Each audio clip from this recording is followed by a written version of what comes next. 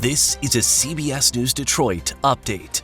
Good morning, I'm Sandra Ali. Here's a look at your top headlines on this Thursday. The new Wayne County Justice Center is off to a rocky start. Some of the reported issues include fighting among inmates, crowded cells, and inmates damaging sprinkler systems, causing flooding.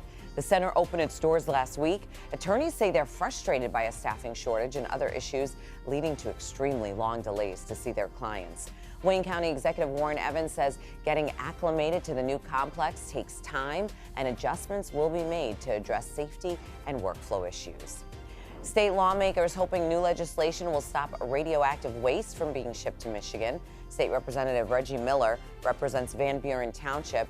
They submitted the proposed bill on Wednesday. That bill is in response to the thousands of tons of radioactive material supposed to be trucked from New York to a landfill in Wayne County. The Michigan Regulatory Agency says the material coming our way does not present a significant risk to the public health or environment, but Miller still believes the shipments will create a safety risk.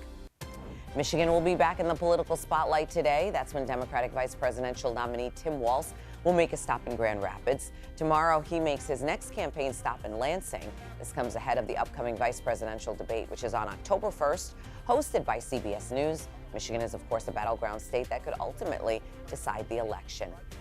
To celebrate Little Caesars' 65th anniversary, the company expanding its footprint. The Detroit-based company planning to open more than 23 new restaurants in Dallas, LA, San Antonio, and Charlotte. 3 locations have already opened up over the past few months in New York. Little Caesars, as you may know, was founded right here in Detroit. It was founded by Mike and Marion Illich. It's the 3rd largest pizza chain in the entire world.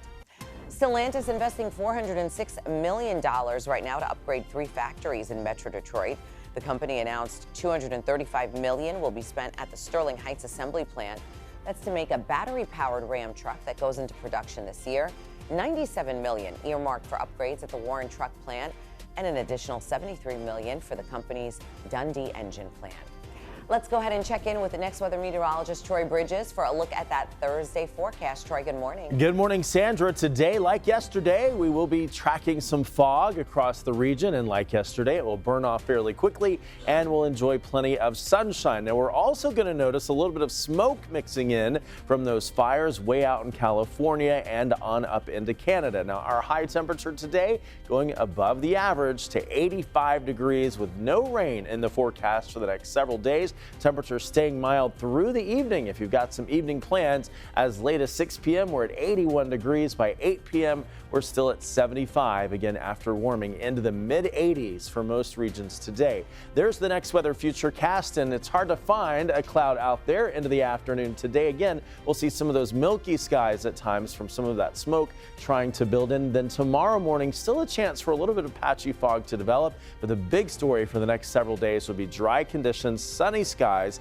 and warm temperatures going into the mid-80s today. Some upper 80s, going to 87 in Lapeer today, 86 in Ann Arbor, and 83 in Mount Clemens. Early morning temperatures tomorrow in the 60s for most areas. The next 7 days will show those 80s sticking around with slight rain chances returning for next week. So now it's looking more and more like we're going to be dry for the weekend with highs in the low 80s, 82 degrees on Monday, 80 on Tuesday. Sandra, back to you.